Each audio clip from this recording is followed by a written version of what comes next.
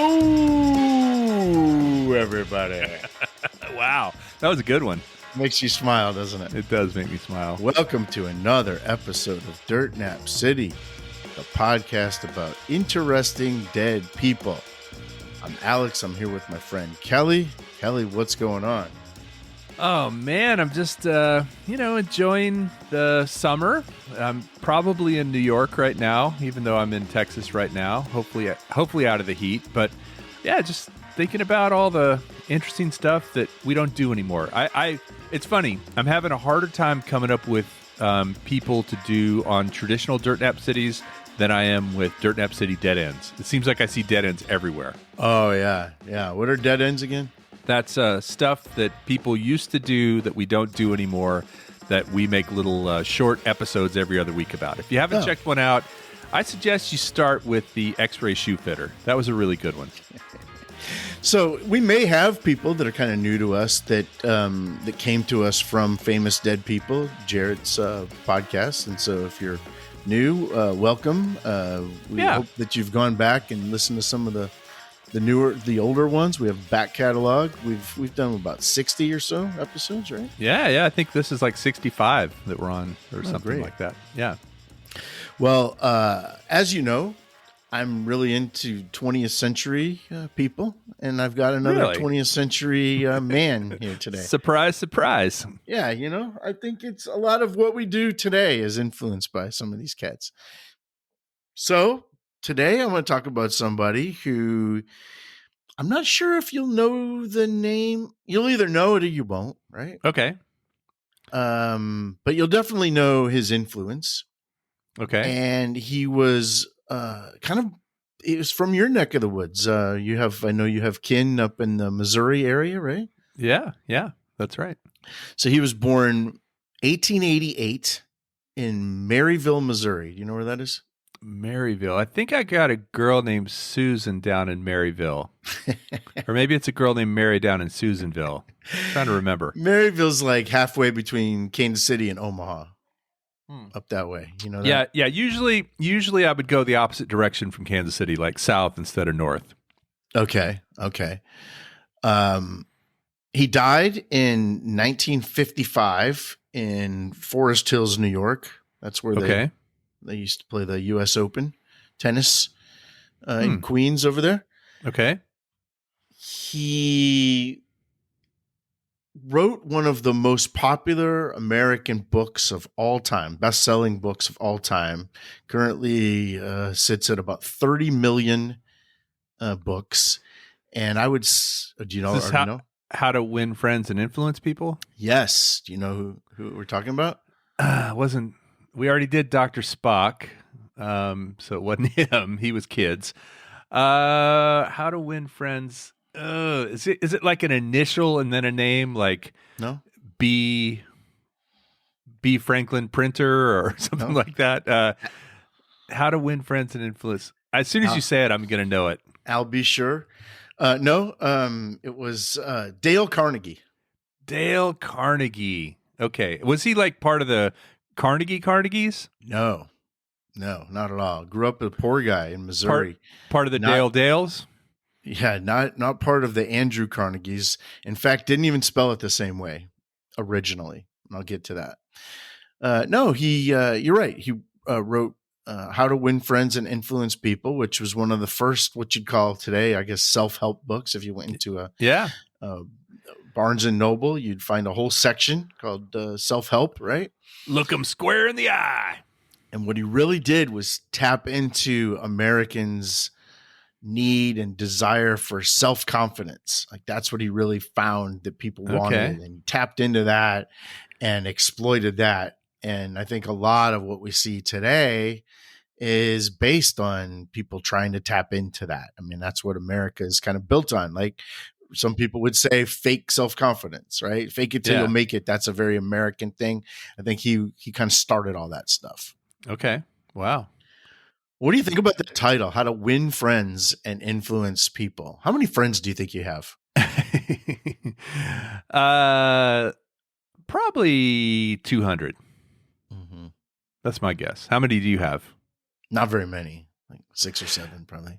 Well, okay, but what's your definition of friend? I mean, you know what I mean. There's people you see not that often that you've known. I mean, you just mentioned some dude that we were friends with in high school that you were wanting to bring on as a guest. And you called him a friend.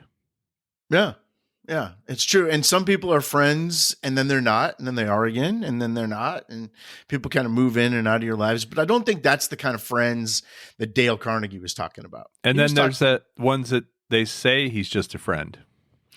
You say he's just a friend. Yeah, exactly. How do you go about making friends? If you were like when you were raising your kids and they were trying to make friends at school, and what kind of advice did you used to give them for like making friends? I think my biggest advice was just to be nice. Just to start with like smiling, looking them in the eye, seeing if you can help, offering something first, and then, asking second, like if you can offer first and ask second. Find common interests with people. Are those all kind of? Yeah, that's exactly the kind of, in fact, some of those are directly the kind of advice that Dale Carnegie used to give. But it wasn't for the sake of having friends. It was the sake of more for the influencing people part. And this really found a niche with like salespeople, for example, and so trying to, I don't want to say manipulate people, but basically, get people, manipulate people, right? Get people to do what you wanted them to do and influence. It's interesting. He doesn't say make friends. He says win friends. That's the part that I keep obsessing over. It wasn't called how to make friends. It was called how to win friends. And winning almost means like it's collecting friends or something like that. I want to like social media. Like how many friends do you have on Facebook, or how many? Exactly. And that's a whole different kind of friends. And now some of we call those followers, right? And what's the difference between a friend and a follower?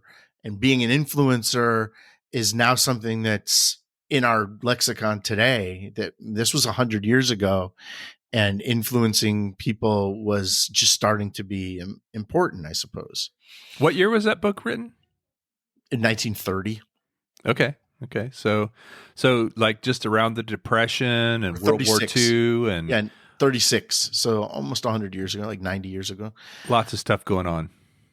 So this guy was born poor on a farm in Missouri. Not exactly Carnegie. Not what you think of when you think of a Carnegie, right? We're thinking of, if you think of Andrew Canegie, right, like a steel magnate and these rich folks like the Rockefellers that you talk about. That's not what we were talking about here. This is a poor guy. And when he was 16, they moved to Warrensburg. You know where Warrensburg, Missouri is? I do. Yeah, I do. Do you really? Mm-hmm. Now it's like probably a suburb of Kansas City, right? Yep. Just east of KC. But back then it was farmland. And he lived on a farm, and he would wake up at 3 a.m. to feed the pigs and milk the cows and go to high school. And he was on the debate team, and he had a good high school there in Warrensburg. What's going on in Warrensburg now? Well, they're big Chiefs fans there. They all like to wear the red on Fridays, and probably getting ready for July 4th because they like them some fireworks. Oh, all right. So a little more suburban life than he was probably into. Yeah. You mentioned also just about, Andrew Carnegie versus Dale Carnegie. I think I don't really ever think of anybody with the name Dale being wealthy. I was thinking of this yesterday. I really like the name Dale, and I'd like to bring it back a little bit.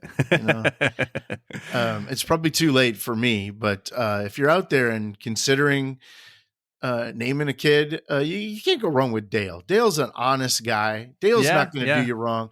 Dale's not going to cheat you. He can probably fix your sink and woo your wife all at once. Dale is never going to steer you wrong. Dale's going to give you an honest assessment of the way things are. Yeah. I would say you can't go wrong naming a kid Dale these days. There you go. Endorsed by Dirt Nap City. And if you do that, text us, send us, send us an email. As a matter of fact, if your name is Dale, we'll set you up with your own Dirt Nap City address. Dale@dirtnapcity.com. That's a promise. Our new segment called Ask Dale. So our friend Dale Carnegie graduated from high school there in Warrensburg in 1906, went to State Teachers College, 2-year college, graduated in 1908, and then he became a salesman for Armour and Company. You know what Armour and Company was? Is that like Armour Meats? Oh yeah. It's like ARMOUR. Yes. Yeah, they do meats, but he was in the division that sold like soap and lard made from the pigs, bacon. Oh, yeah. His big things were bacon, soap, and lard. Remember the person that made those things was called a chandler? Oh, yeah. Which episode did we learn that in? Somebody's father was a chandler. Ben Franklin's father was a chandler. Yeah. See how this is all connected? So he probably knew Dale. No, that was a little bit before his time. A little before his time. Well, he was a very successful salesperson. In fact, he was just about the most successful person in the whole Armour company, and he had the South Omaha division. And he was here to sell you some lard. He was killing it. But one thing he was really interested in was this thing called Chautauqua. Have you ever heard of Chautauqua? Yeah. So is that like a story or something that teaches you something? Kind of, yeah. They were these assemblies, like adult education. Yeah. So they go out to the countryside. And there were ones that were like summer camps where you would go to them and learn, like adult learning. It was based on Native American teachings. I don't know. I don't know how they got that name, Chautauqua. Okay. But it was about like today it would be like adult education, like going to taking a free class at the community college or something. Okay. But then there were some that toured, like a traveling show, right? They'd call them the tent circuit, and they would go around from small town to small town. They'd have entertainment and culture. They'd have some preachers up there, but they'd also have businessmen. They'd have singers and maybe some comedians, but it was very wholesome, very wholesome. The first time I ever heard that word, and I just wanted to double check and make sure I wasn't misremembering this, was in the book Zen and the Art of Motorcycle Maintenance. They talk about Chautauquas. That's right. So, like I said, it was very wholesome, as opposed to the other thing that was form of entertainment at the time, which was vaudeville. Vaudeville was pretty vulgar. Like all the sinners. Right. That was where all the dirty jokes were being told, and the dirty, they maybe had strippers and dirty comedians. Our boy P.T. Barnum. Well, what happened was over time, the Chautauqua stuff got a little more racy, and the vaudeville stuff got a little more wholesome. And then after a while, the lines were blurred, and they were kind of the same, and that's why they don't do them.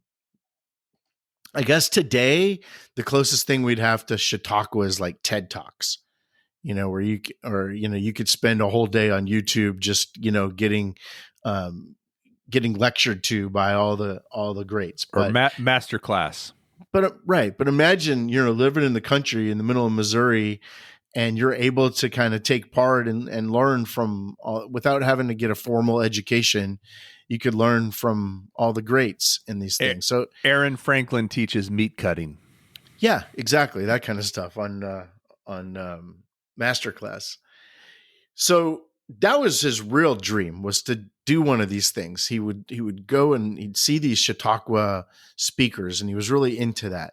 So he saved $500 from his sales gig, and he quit to be a Chautauqua lecturer. But he got sidetracked a little bit and went to New York to try drama school. Okay. Because I think that might have been another dream that he had. We all have to get it out of our system, right? Yeah. Dad, I'm not going to be a doctor. I'm going to drama school.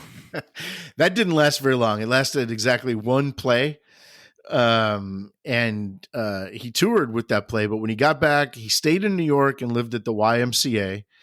and he persuaded the manager of the Y to let him teach a class if he could keep 80% of the box office for those classes, right? Yeah. So he went to go teach his first class, and I think he was going to try to teach it like in leadership or something, whatever he knew about. And he ran out of material during the first class. So he just started winging it. And the first thing he asked his class was, talk about something that makes you angry. And what he noticed was his students were able to talk without the fear of speaking that a lot of students have. That when they talked about something that made them angry, it's like they forgot that they were supposed to be nervous. And that really gave him a spark, and he discovered, and it was the light bulb that was the aha moment, as Oprah would say. It made people like he discovered that by doing this, people were less afraid of public speaking. And after doing this a while, he discovered that what people really wanted was self-confidence, and they would pay for that. And anything, and being able to speak in front of a group gives you self-confidence. So if he could provide that, and he could find these little ins and these little tools and these hacks to get people to be more self-confident, that he really had something there. He could monetize that. Well, by 1914, he was making $500 a week, which in today's money is about $16,000 a week. Dang. So in today's money, he was making about $800K a year, just putting on these classes, teaching people how to be, teaching little tricks about how to be more self-confident. Wow. That happened really fast. Well, by 1916, he was booking places like Carnegie Hall. And then he decided, so his name was not spelled the same way as Andrew Carnegie. His name was spelled Nagy, I think, at the end. And a K at the beginning. But he decided that there was no K at the beginning. He wasn't that country. Like Country Kitchen. A backwards K that started. He decided that if he changed the spelling of his name, he thought everyone already thinks that we're related. So why not change this, and it will give me a little more cachet. Credibility, yeah. I don't know. To me, that's controversial. But so he changed the spelling of his name for that. He wrote books, started writing books on public speaking. He wrote some books on other things. His book titles are very utilitarian. Yeah, they tell you exactly what the book's about. Right. So his first book was, this is something that maybe he would enjoy this podcast, because one of his books was called Little Known Facts About Well-Known People. Ah, that's a pretty catchy title, actually. It's right in our wheelhouse, isn't it? Yeah. One of his other books was called How to Stop Worrying and Start Living. That's an attention grabber, though, right? Yeah. At the time, there weren't a lot of self-help books. And if you're looking for a book to read, and you're looking at, what do you got, Moby Dick, and you've got, Robinson Crusoe, and all of a sudden How to Stop Worrying and Start Living. Seems like a no-brainer, right? That would sell some books. So this is very similar. I've done some YouTube stuff in my past, and very similar to the titles you pick for your YouTube videos, right? Right. Is like, if that title is catchy and has a hook to it, more people are going to click on it, just like more people are going to buy that book. Right. So what's the one of the best titles you've ever seen on YouTube?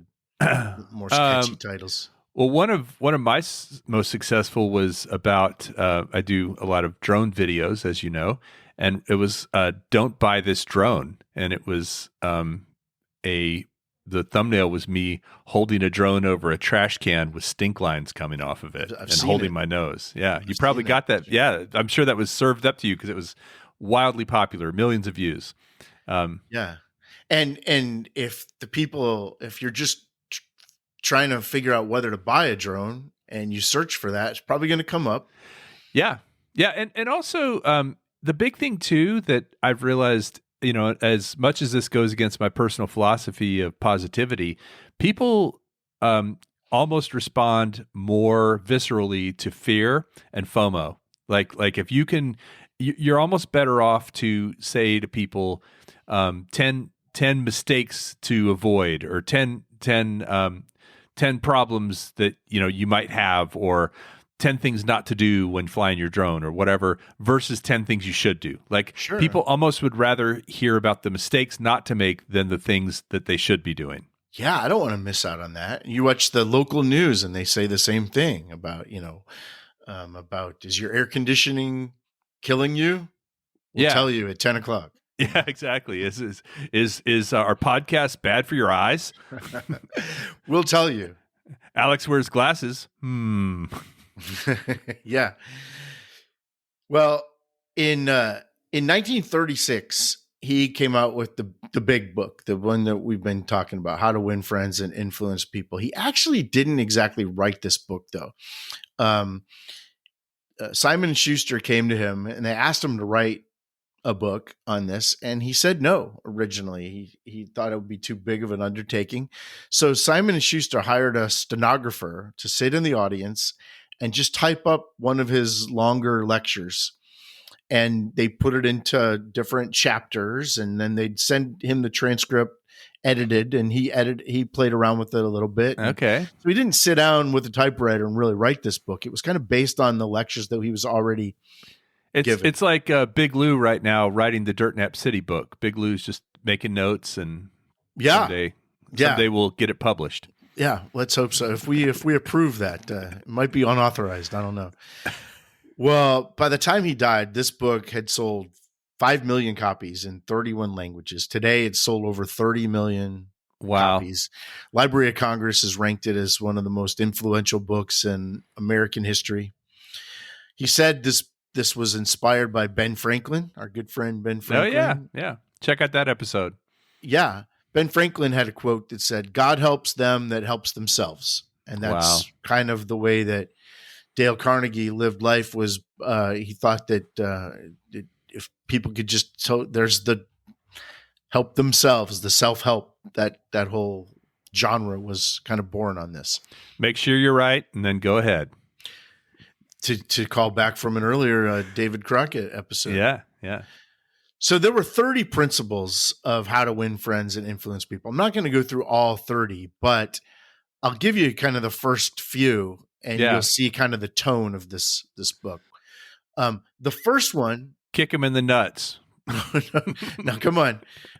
The first one was just what you were saying about all 29 of these are positive. The first one is the only one that says not to do something. Okay.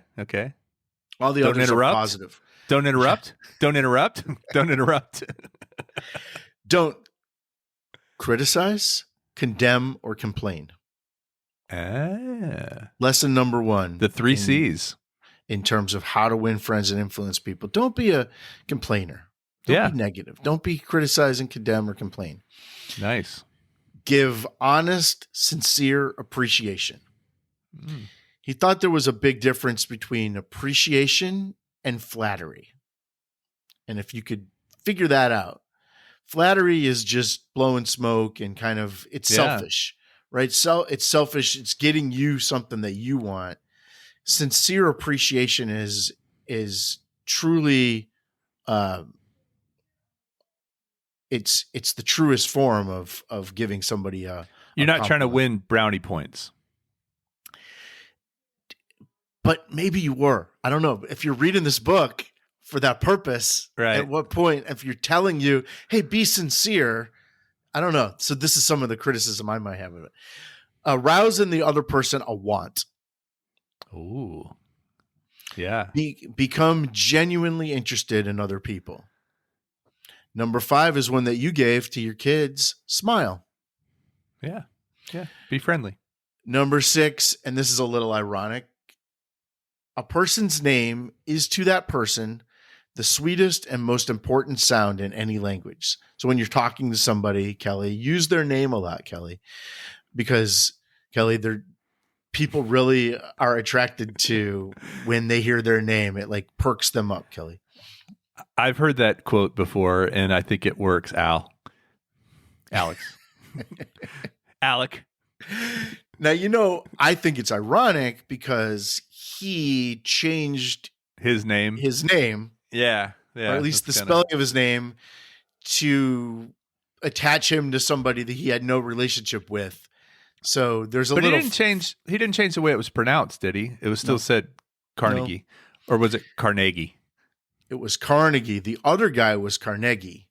Yeah, but this was Carnegie, and he never changed that part.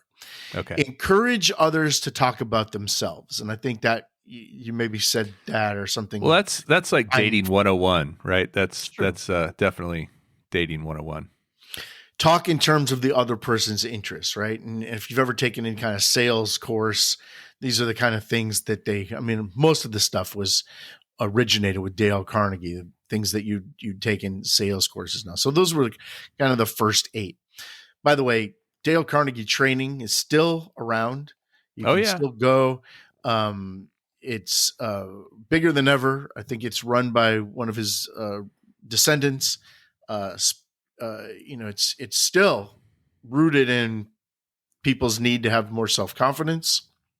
They've been around over 100 years now. They focus on things like presentation skills, sales, customer service. Have you ever taken one of those classes? Not Dale Carnegie, no. You have? I haven't taken one, but I was hired one time to video record. It's called the Sandler method. And it was similar, like it was a sales class, and I just was a fly on the wall, and it was interesting.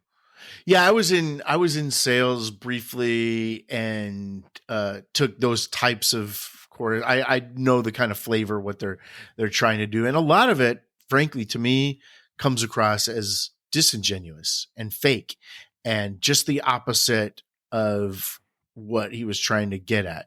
It was not about. Well, maybe it was about winning friends and not making friends, but I found a lot of it to be very distasteful and counter to what I naturally wanted to do, Talk about yourself. Yeah, exactly. Exactly. I think the best way to get people to like you is just to talk about yourself. Yeah, exactly. Hey, did you hear what I've been up to? Have you heard about my podcast, Dirt Nap City? Right. Enough about me. What do you think of me? Exactly. So there were some criticisms of the book, not a lot at the time, more contemporary, but at the time, the author Sinclair Lewis said that it was just teaching people to smile and bob and pretend to be interested in other people's hobbies so you may screw things out of them. Was Sinclair Lewis the Jungle? No, that was Upton Sinclair. Upton Sinclair. Okay. Yeah. All right. But, this idea of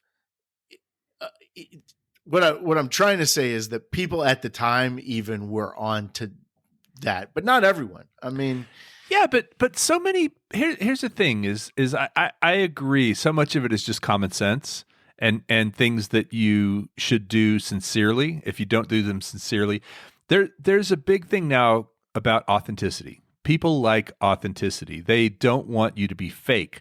So they'd almost rather have, we talked about Tony Clifton a couple of weeks ago in the Andy Kaufman episode.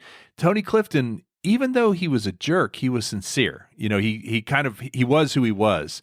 We have political leaders like that who are just, there's authenticity to those people. Whereas if you're someone who, you and I just watched the Righteous Gemstones, right? Mm-hmm. Uncle Baby Billy, very insincere, very inauthentic, right? Just very, very fake guy. Likable, smiles, looks you in the eye, asks you how you're doing, but he is the smarmy guy that nobody wants to be around. Yeah. So I think that's the big thing now is you've got to be able to do those things because all those things he's talking about make sense. Look them in the eye and ask about them and talk about the other person and show a genuine interest and don't complain. But if you don't do it with sincerity, people can see right through you. Yeah, and that's the discussion I want to have is that was he sincere or was he a hypocrite? By selling books in order for you to get what you want, is that sincerity? Is the idea of winning friends in itself kind of a hypocritical notion? I I don't think so. I believe at the time some of those things were very innovative and weren't as common sense as they seem today. You know, a lot of kids, we just talked about this with Davy Crockett. He got put into indentured servitude by his dad at the age of 12, right? A lot of people grew up in a lot harsher and harder environments back then and probably didn't understand the idea of positivity and the idea of being able to not complain. You know, it was probably just part of life back then. And so I feel like back then those notions were probably a little less cliche and silly sounding as they are now. But I even think today there's kids that they grow up with bad examples, and this is an eye-opener for them. You know, they're like, oh, wow, maybe I do complain a lot. Maybe that's why people don't like me. Yeah, certainly in 100 years of advertising, we've raised some cynical folks that, you know, advertising's funny because you have to keep what worked in the 1950s won't work today, because every time people are advertised to in a particular way, they become it's like a disease. It's like they become you get immune to it, right? You get immune to the original coronavirus, and then the next one comes along. Right. So we have to constantly figure out new ways to get at different age groups, and all that stuff is really interesting to me. The thing about Dale Carnegie, was really novel at the time, was that he used language to communicate attitudes, not ideas. That it didn't matter what you were saying, it was how you were saying it. And the smile was worth 1,000 words. And when you smiled at somebody, you disarmed an enemy, right? It's like a Smashing Pumpkins song. Sure. And there was a yeah.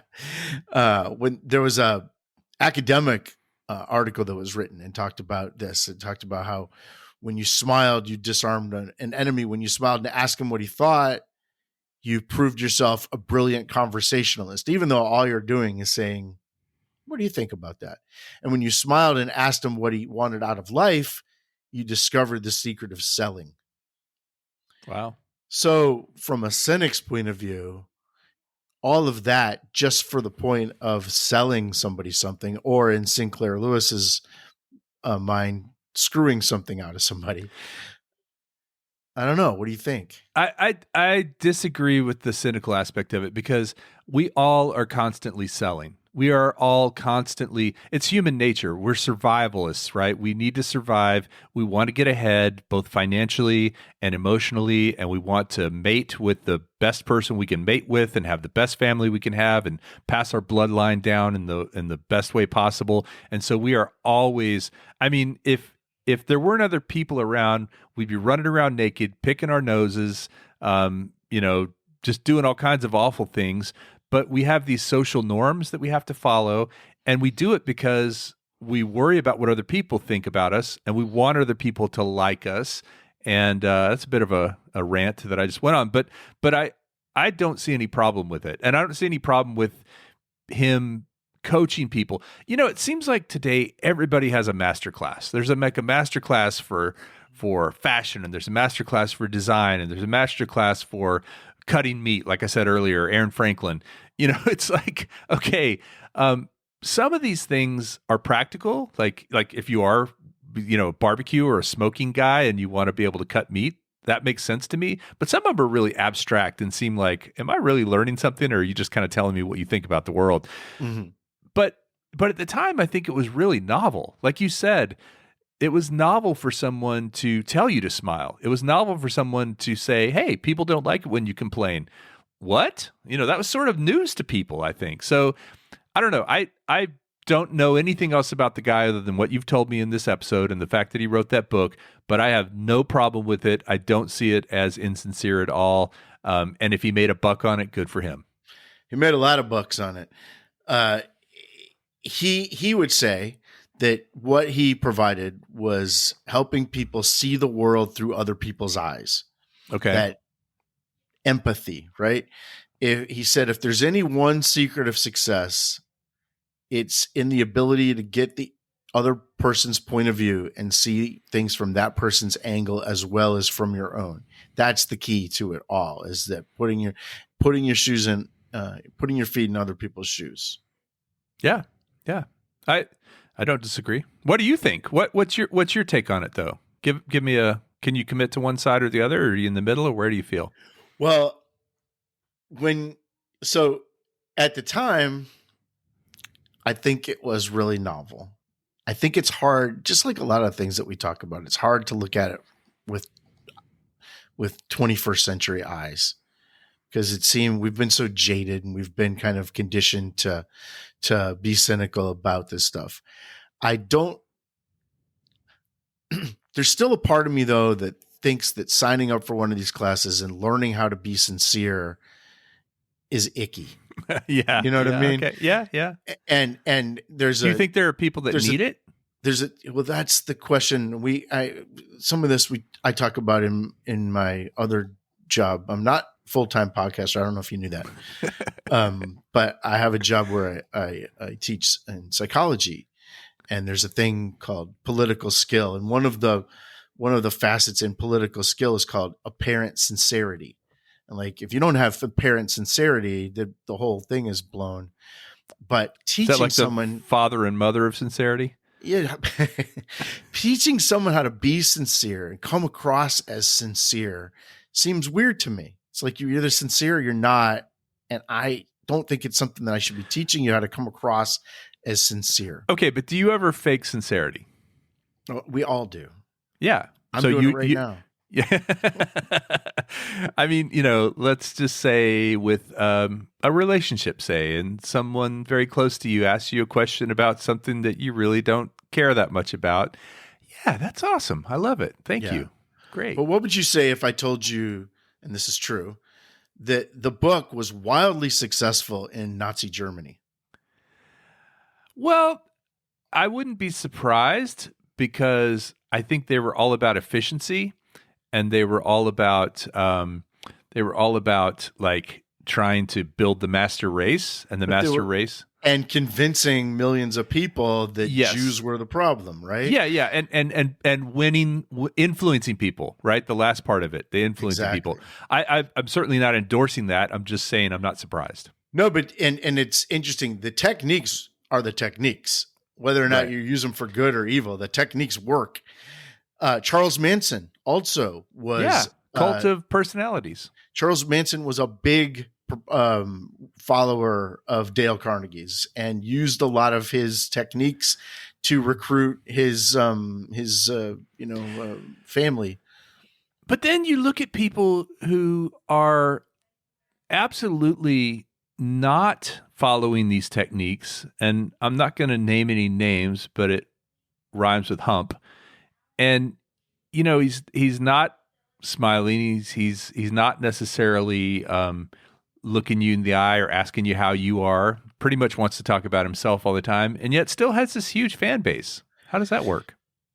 Yeah, but also not super successful at selling products. Only selling himself. Okay. So that's more of you'd have to see what, like, some more similar to cult leaders than it is to salespeople, right? Probably. Yeah. Well, there was another interesting example of some Mormon missionaries were kidnapped in Russia, and they used Dale Carnegie's techniques to get leniency from their kidnappers, to get them to not hurt them and to feed them. And they had as part of their mission training, they had gone through the Dale Carnegie courses and learned these techniques, and they got these kidnappers to actually. So they said, "Hey, Ivan, is that a Siberian hat or a Daniel Boone hat?" I mean, the techniques are the techniques. Whether you use them for good or evil is your choice, but the techniques seem to work, right? You like my hat? Thank you. Here's some extra borscht. I have some other crazy stuff to tell you that is seems more contemporary from somebody from 100 years ago. Our actions, this is a quote from him, our actions dictate our thoughts, that we can train ourselves to be happy, smart, and productive by behaving as if we are. that is fake it till you make it, right? Yeah, 100%. That's what we call it today. 100%. As long as you pretend you're happy, smart, and productive, it could happen. Like, we might as well pretend you're that way, right? I have a different take on that.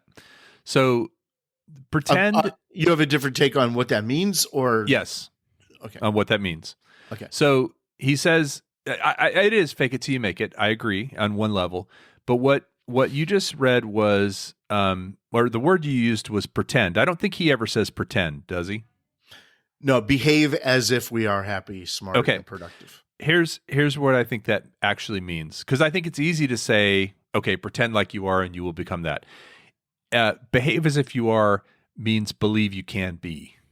So I think what it's saying is, if you believe you can be happy, smart, and productive, you can be. You can't do it without believing it first, right? You have to believe that it's possible before you can actually accomplish it. And so I take that to mean believe that you can be those things. Don't be beating yourself up and saying, I'm dumb, I'm not productive, I'm never going to get that job, I'm never, And so that was more of a positive thing, not to you have to, and this is where the difference between the internal and the external takes place. What fake it till you make it is you're projecting that in the external world. You're saying, I'm happy, I'm successful, I'm productive, I'm good looking, I'm all these things. But if you don't believe it yourself, you can never be those things. It has to come from the inside out, not the outside in. Yes, I believe that, and that's great. I love the way you said that, and you could probably do a TED Talk on that. Not everybody can do that, though.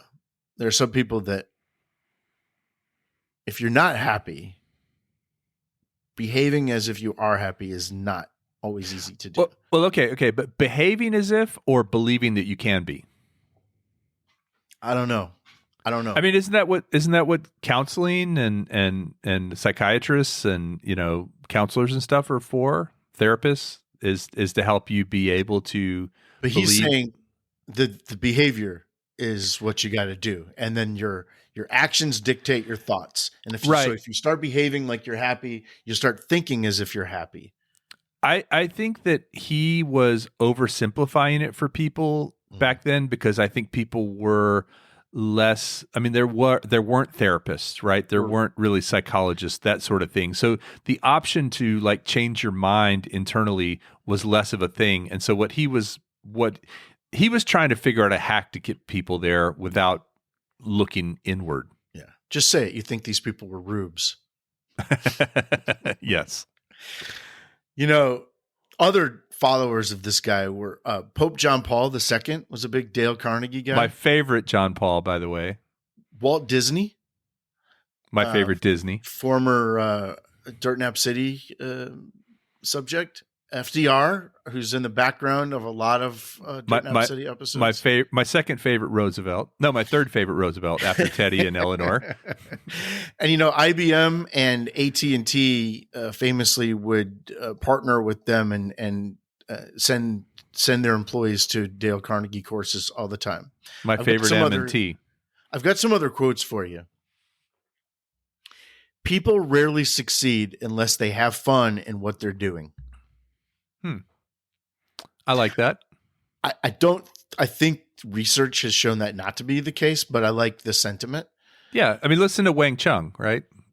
Everybody have fun tonight. Mm-hmm. Everybody Wang Chung. Huge hit. Yeah. Why? Because they had fun. I think you'll like this one. Success is getting what you want. Happiness is wanting what you get. Ooh. I think I've heard a variation of that. I like it. Mm-hmm. If you can't sleep, then get up and do something instead of lying there and worrying. It's the worry that gets you, not the loss of sleep. Yeah. I've become more attuned to that, actually. I have had nights where I'm just laying there with my brain going, and I'm like, I just need to get up and do something, and then rather than just tossing and turning. That's very Ben Franklin. Yeah, like that's right out of Ben. Go fly a kite. I like this one. Remember, today is the tomorrow you worried about yesterday.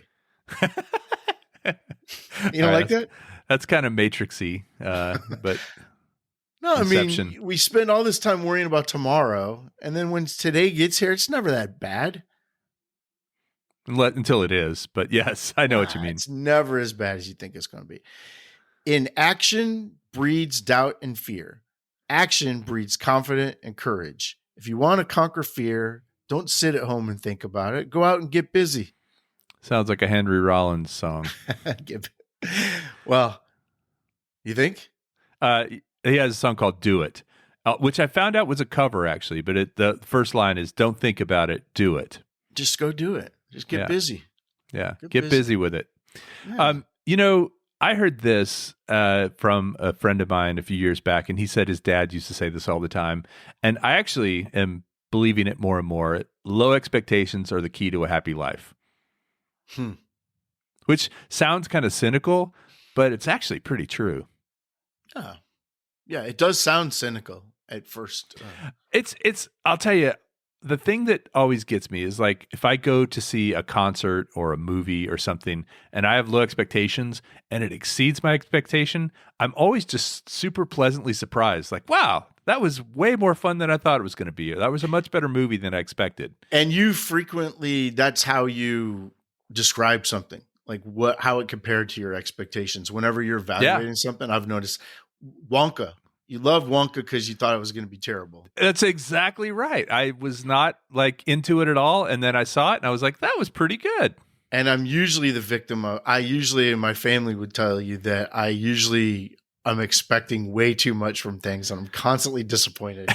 Like this podcast. And they always tell me, it's not going to be like you think, right? They're always trying to tamper my expectations. They say, don't just calm down. It's not going to be like you think. All these people aren't going to be there. It's not going to be like that. Those songs aren't going to be in this. I think, no. It's going to be better than that. And, oh man. You're setting yourself up. I think there's a book called How to Win Friends and Influence People that you should read. might do you some good. Oh man, but I don't know. I don't want to live in a world where I have to tamper my expectations. I like to have part of the fun of life is looking forward to stuff. Well, you told me that because you're not a engineer and you're not a technical person, that everything is magic to you. That's what you said. So that sounds like a guy you're taking it out of context. What I said was anything that's sufficient any high technology is indistinguishable from magic. Yeah, so we're doing magic right now. Absolutely. We're in people's ears. I don't know how those texts work. Just hit that button and you can text us. That's right. Patreon. I don't know how Patreon works. Yeah, I don't know how money works. I just know we're getting super rich from Patreon. Thank you for that. $15 a month, I think. Remember, we're going to retire when we have 100 subscribers. Dale Carnegie was making $500 a week in 1914. Yeah. If we could get to $500 a week off of Patreon, that'd be something.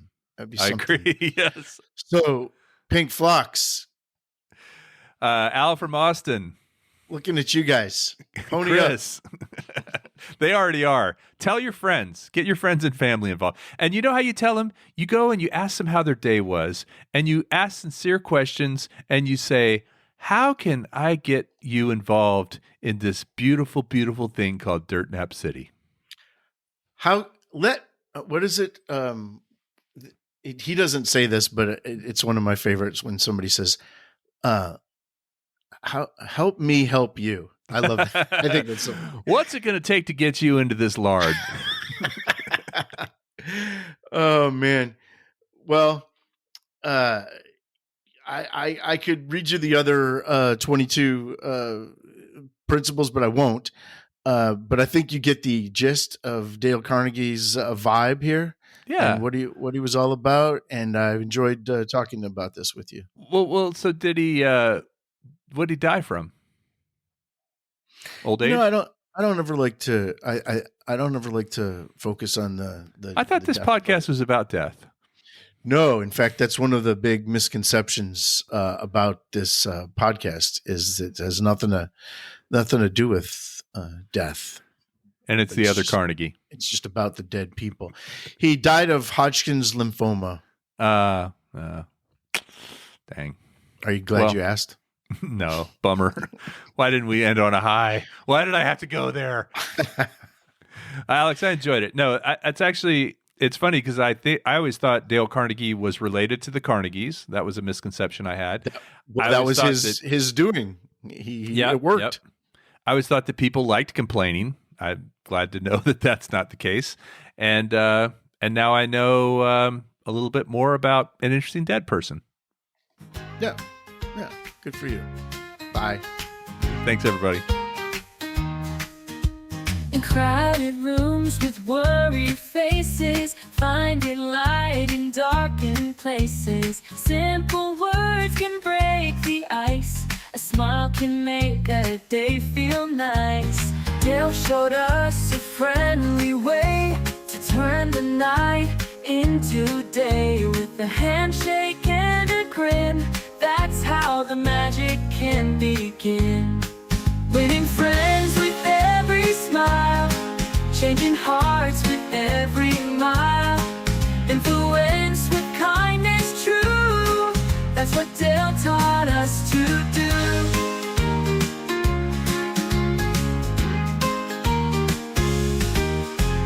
Eyes that listen, ears that hear, wiping away the silent tear. Connecting hearts, strings entwined, speaking soft but speaking kind. In the end we're all the same, just people playing life's big game. With Dale's words the world turns bright, friendship blue